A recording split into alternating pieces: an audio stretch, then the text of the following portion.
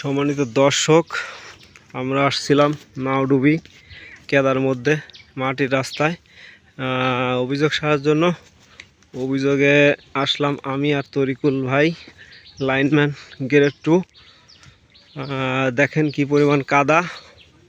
এই কাদার মধ্যে সকালবেলা হালকা বৃষ্টি হয়েছে, যার দরুন তারের লাইনের অনেক সমস্যা, অনেক অভিযোগ নিরসন করতে আসছি।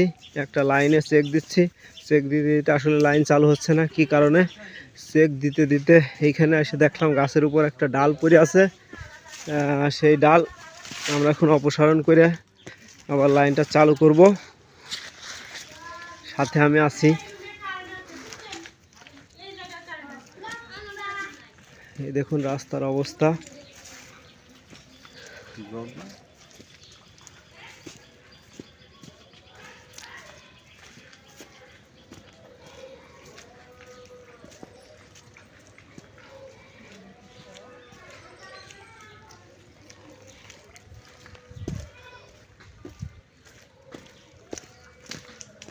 দেখি চাচি, আমাদের একটু যাইতে দেন।